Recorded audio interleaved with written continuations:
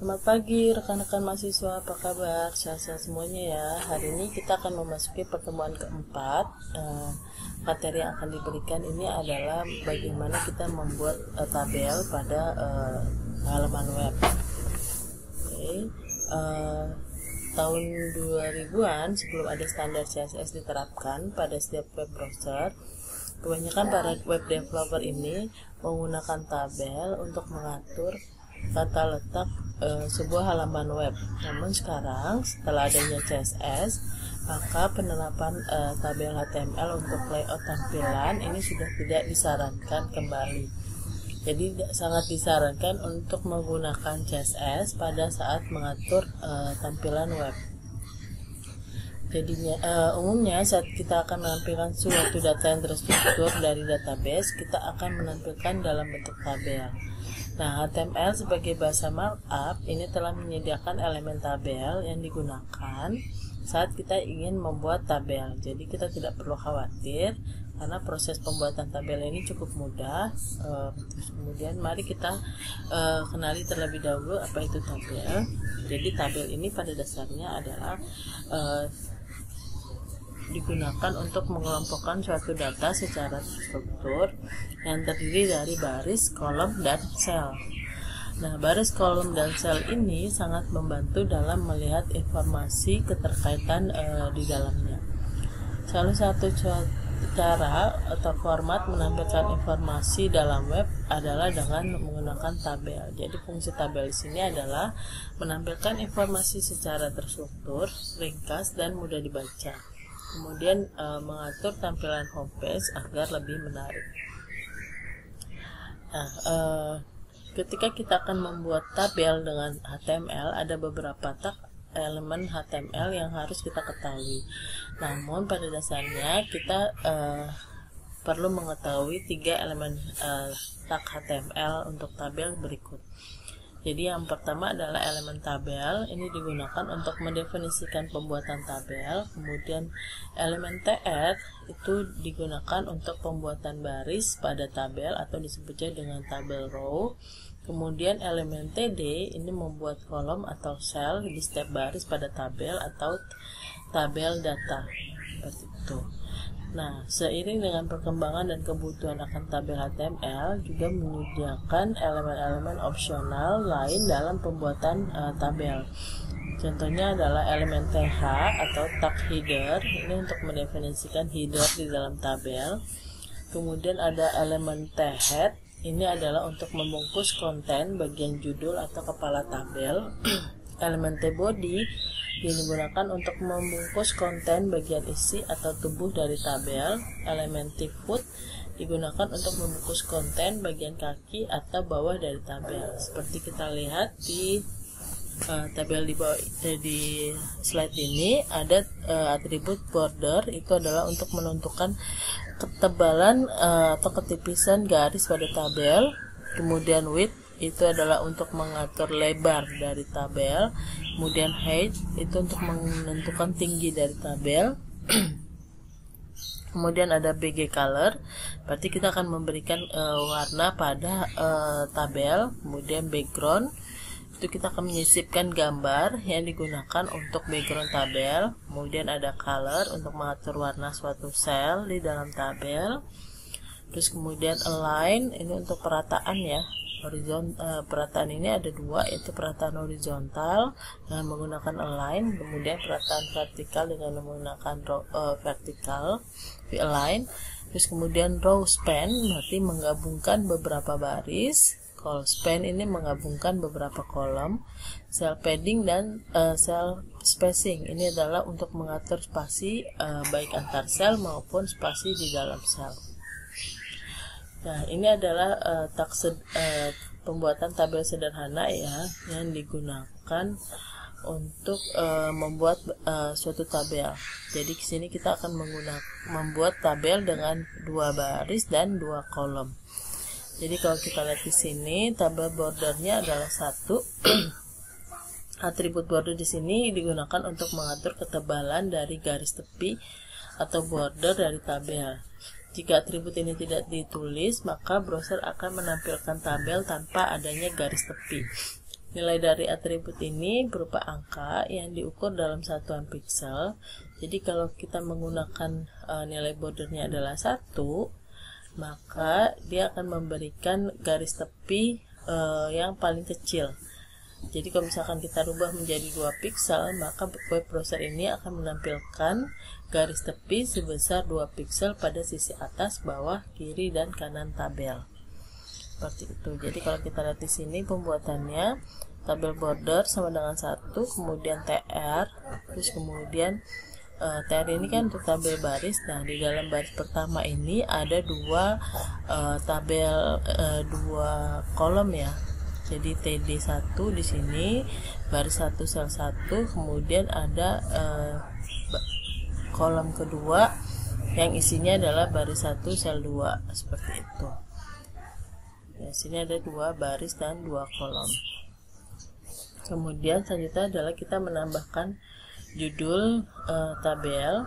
Jadi judul tabel ini atribut yang digunakan adalah TH atau tabel header, digunakan untuk menggantikan tag TD pada bagian header dari tabel. Bagian header ini biasanya adalah baris pertama pada bagian tabel, biasanya digunakan sebagai keterangan dari masing-masing kolom. Lalu apa bedanya penggunaan TD dengan TH? Nah, kalau menggunakan TH, tampilannya akan di bold ya, hurufnya ini akan lebih tebal, terus kemudian teksnya ini berada di tengah center, seperti ini. Jadi ini contoh penggunaannya. Jadi TR, nah TH ini tadi ini TD ini digantikan oleh TH, sehingga posisinya seperti ini. Jadi hurufnya lebih tebal dan dia ada di tengah-tengah kolom, seperti itu. Nah, tab caption ini digunakan untuk memberikan judul dari tabel. Sebenarnya kita bisa saja menuliskan langsung judul dari tabel dengan menuliskan teks di atas bagian tabel. Namun pihak dari HTML sendiri telah menyediakan pembuatan judul langsung dengan menggunakan tag caption. Jadi tag caption ini bisa Anda letakkan setelah tag tabel pembuka dan sebelum tag TR untuk baris pertama. Seperti itu.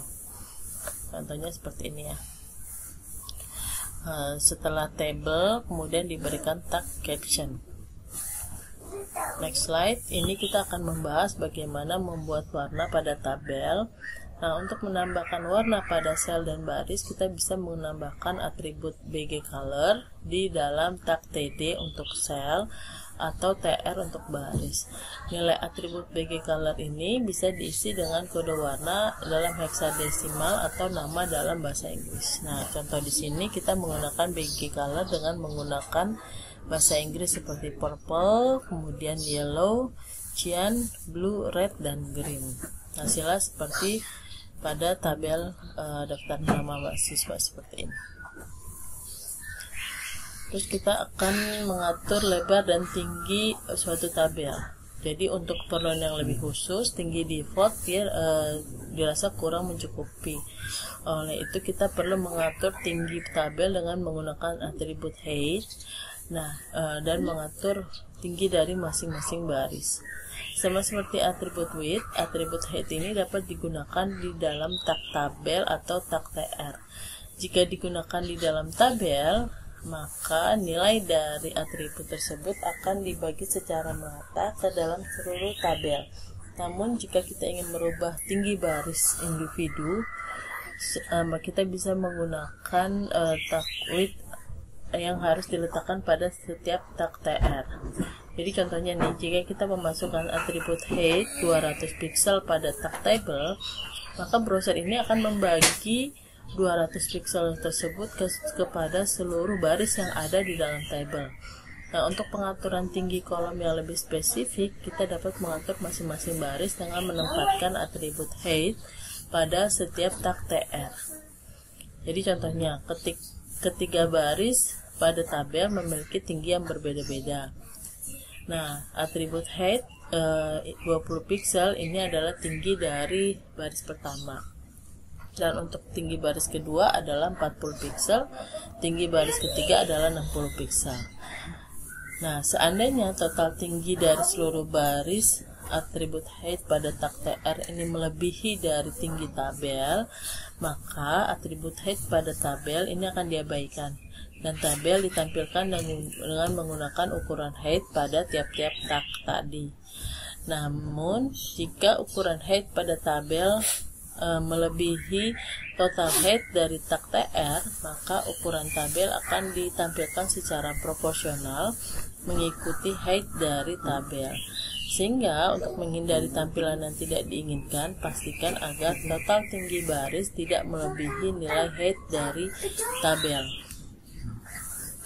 Next slide ini adalah untuk perataan dalam tabel. Perataan secara horizontal menggunakan atribut align, sementara untuk perataan secara vertikal menggunakan atribut realign. Seperti ini. Contohnya di sini T align-nya adalah right, berarti dia akan rata kanan. Seperti itu. Kalau misalkan V align-nya sama dengan left, ya adalah rata kiri. Terus kemudian V align-nya sama dengan top, berarti posisinya dia akan berada di atas seperti ini. Kemudian kita akan melakukan penggabungan sel tabel.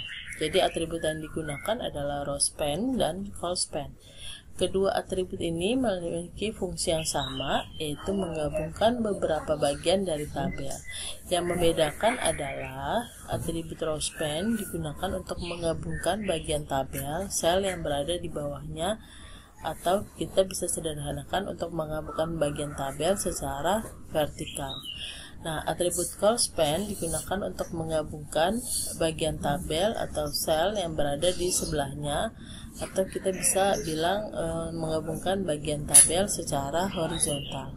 Ini contoh pembuatannya untuk row span dengan col span. Jadi di sini kita lihat dia akan menggabungkan dua baris, ya, seperti itu, dan dua kolom. Nah, dua baris ini adalah row span, kemudian di sini adalah col span, seperti itu. Nah, selanjutnya ini adalah untuk mengatur jarak sel dengan menggunakan cell padding. Atribut cell padding digunakan untuk mengatur jarak dari border sisi di dalam tabel dengan isi teks tabel itu sendiri. Nilai dari atribut ini berupa angka yang diukur dalam satuan pixel. Jadi ketika kita memberikan nilai cell padding sama dengan 2, maka web browser akan membuat jarak sebesar 2 pixel dari border sisi dalam tabel dengan isi teks tabel. Pengaturan cell padding yang tepat akan membuat isi teks tabel menjadi lebih rapi dan mudah dibaca. Kemudian atribut cell spacing digunakan untuk mengatur jarak antara garis tepi, bagian dalam dan luar. Nilai dari atribut ini bisa berupa angka dengan satuan pixel. Jadi contohnya ketika kita akan memberikan nilai cell spacing sama dengan 2, maka web browser ini akan menampilkan jarak sebesar 2 pixel di antara garis border dan tabel. Ini contohnya seperti ini. Cell padding dengan cell spacing.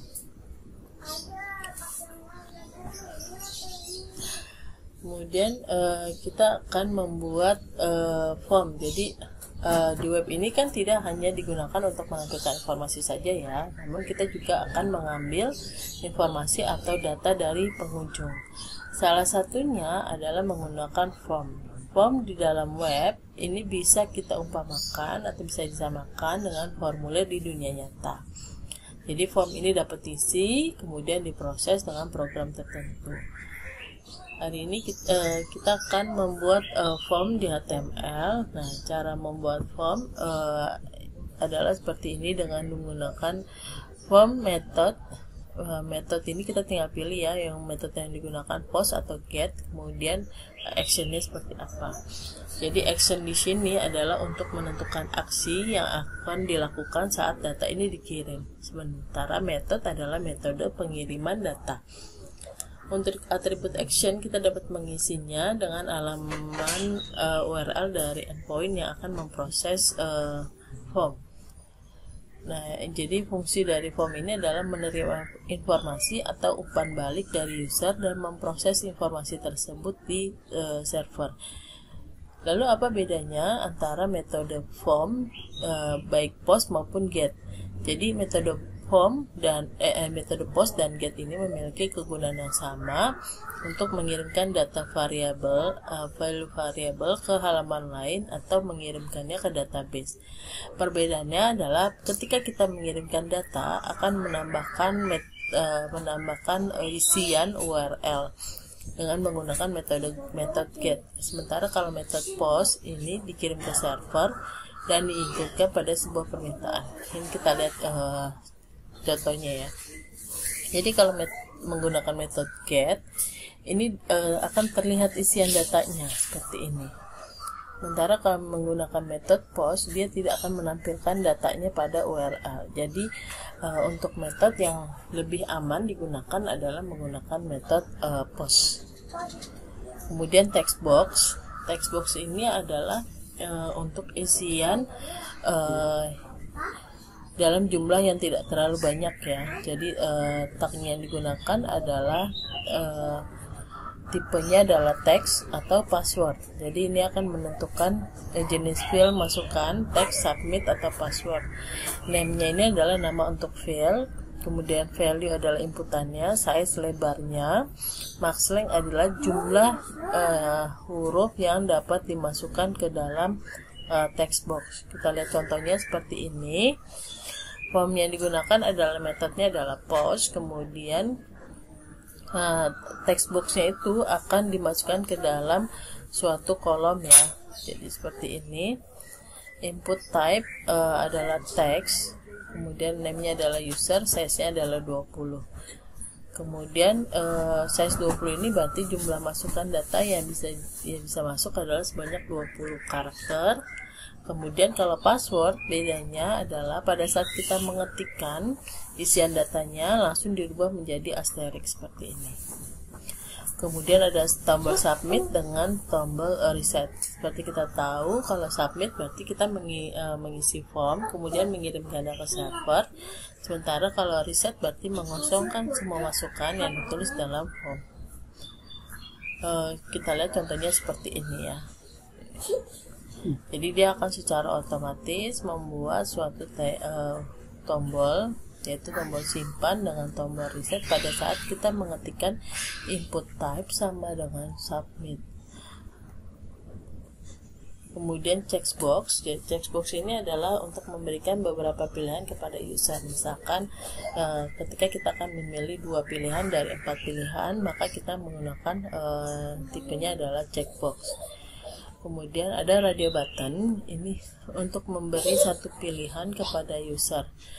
Jadi user hanya diberikan pilihan yang sudah terlihat di seperti ini. Jadi kita hanya diizinkan untuk memilih 1 dari 3 pilihan. Nah bedanya dengan drop down, kalau option tadi kan ditampilkan semua pilihannya. Sementara kalau drop down itu pilihannya disembunyikan. Jadi kita ngeklik dulu baru nanti ditampilkan. Nah sama tapi hanya bisa memilih 1 pilihan. Kemudian text area, bedanya text area dengan teks. Kalau teks tadi jumlahnya dibatasin. Nah kalau text area ini lebih banyak lagi yang bisa masuk. Biasanya digunakan untuk kotak komentar atau pemberian saran gitu ya. Contohnya seperti ini. Text area dengan row-nya adalah 10, kemudian columns-nya adalah 40. Word-nya adalah physical contohnya ya. Nah, di bawah ini adalah ada 2 tugas yang bisa kalian pilih. Dikerjakan secara berkelompok. Boleh pilih yang ini untuk pengerjaan tugasnya atau dengan yang ini ya. Nah untuk tugas ini akan dipresentasikan pada pertemuan praktikum web programming seperti itu. Jadi sekian materi dari saya untuk video web programming teori. Kita akan kembali bertemu pada saat web programming praktikum untuk sesi presentasi dari tugas yang diberikan. Terima kasih. Wassalamualaikum warahmatullahi wabarakatuh.